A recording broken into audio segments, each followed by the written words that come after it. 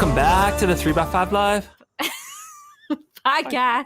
That was fantastic. 3x5 Live. You hesitated. You got to be on Well, point. because I feel like you're getting more, like you sing it every time. 3x5 Live.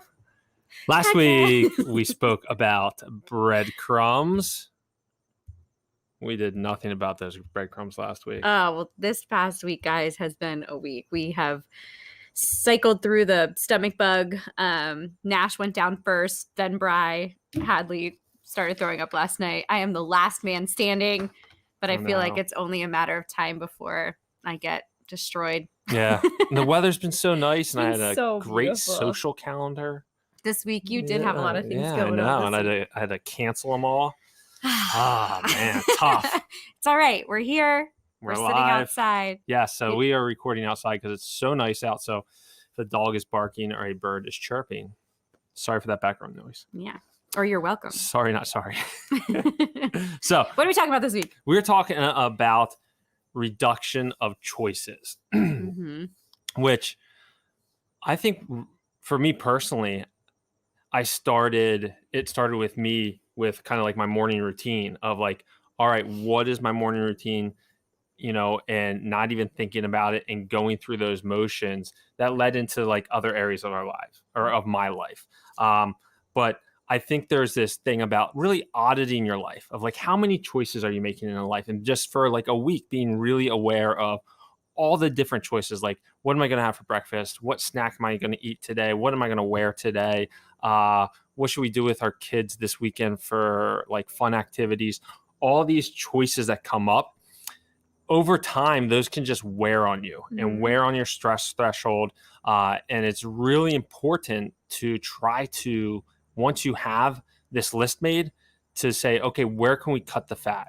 Where can we reduce the amount of choices that we're making in a given day, a given week? And when you're living in that like gray area of indecision, like when you can't quite make a choice and you're like, it's like ruminating and stirring, and that literally causes fatigue mentally. But I think what we don't recognize is we also hold that stress in our bodies. And Bryan just mentioned a stress threshold. We've talked about this in other podcasts, but all of us have a different stress threshold or like limit to how much stress we can take on.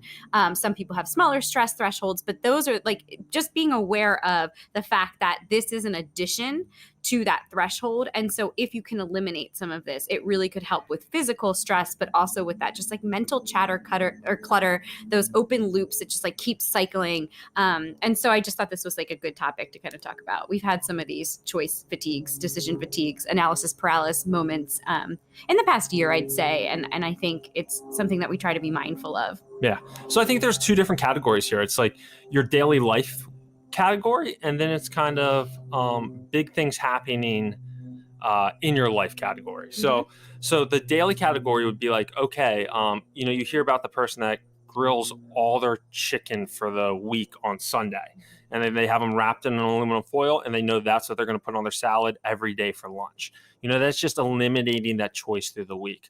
Or laying out your workout clothes the night before, checking the weather, seeing what it's going to be like tomorrow morning. If you're running at 6 a.m., okay, it's going to be a little cold. I should put this out, and having that ready to go the next day. Well, even pinning, like, let's talk a little bit more about clothes, because this is a huge mental clutter piece for a lot of people. If you have too many choices in your closet, which a lot of us do, it becomes a process every single morning, and that's how you're starting your day. So I absolutely love the idea of laying out your clothes the night before, but even like one step further to that, you've heard of like, eliminating certain things from your closet that you haven't worn within a year. You can do this by like turning your hangers around for a whole year to see what you're wearing, what you're not wearing. But you will be shocked at how good it feels to get rid of all of the things in your closet that maybe you're waiting till you get back in a specific size, or it was like pre-baby, post-baby, or it was like all these things that you're like, someday I might wear this.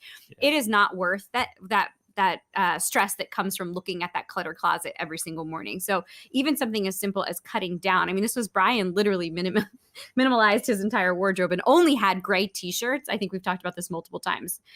So that he only had one choice of what color shirt he was going to wear. Until Jessie really got sick of seeing me in only gray t-shirts. I was like, every photograph you're in, it looks like you're wearing the same outfit. No one knows it's the 45th gray t-shirt. No. But there's something to be said about that with your wardrobe and your shoes and the things that you're putting onto your bodies. Laying out your clothes definitely helps, but decluttering is another way. to reduce the choices. So maybe reducing the amount of clothes you have, but then also laying them out the night before for the next day of work.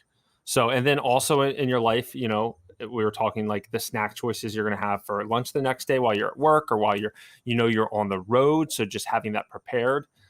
Yeah, a big one that we joke about all the time, Bryan, like, well, every single time, and we don't sit down to watch TV often, but usually on like a weekend on a Saturday night, we'll be like, all right, let's sit down and watch something. And I have this horrible habit of just literally looking at every single movie, every single documentary, every single show. Because if I'm going to spend time watching something, like I want it to be something really great. And then by the end of it, we usually don't even end up watching something because it's a decision fatigue process.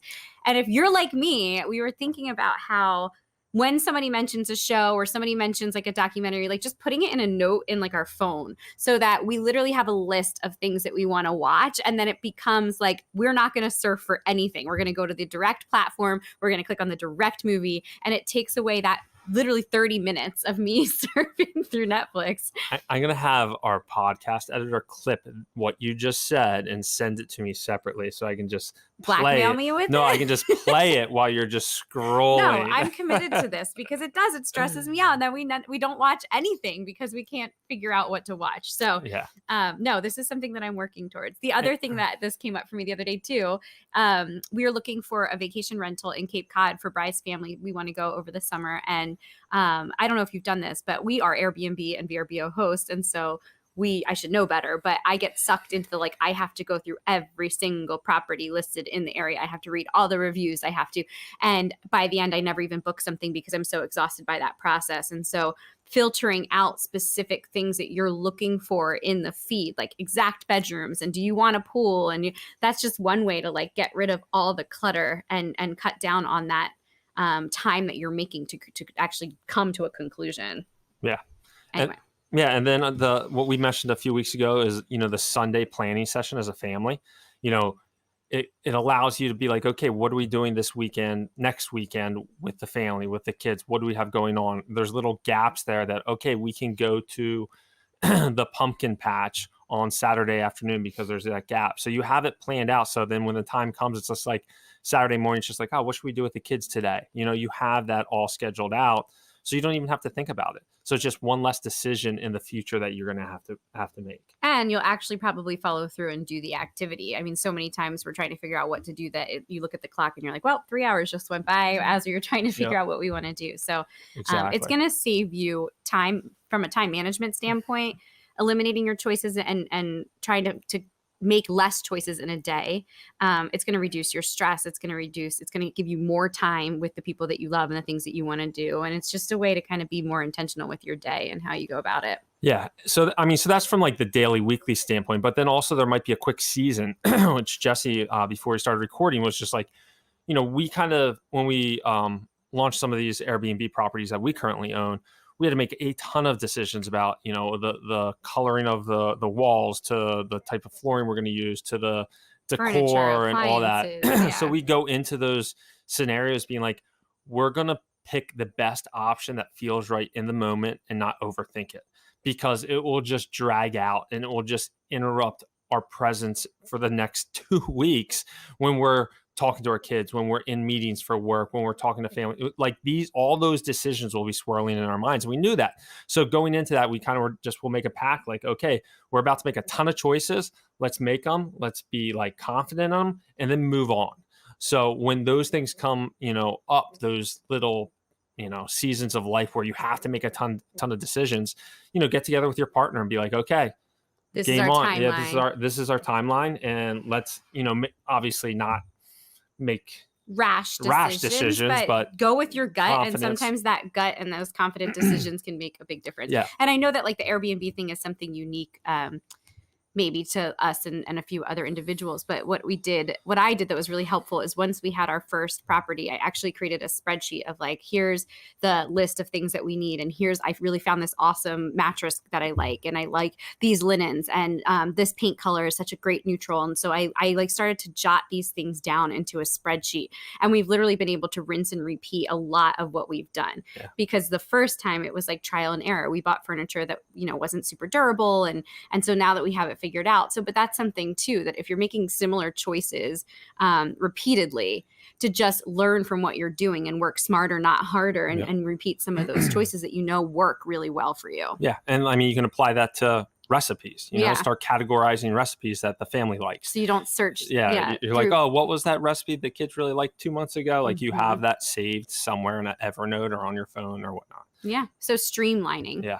So I think we go through our days, we don't realize how many choices we have and how much that can wear on our stress threshold. So, trying to minimize them will make you a happier, more productive individual. So we thought this would be a fun little topic to hit. Absolutely. All right, guys. Until next week. Decision making this week, guys. See ya. See ya. We are all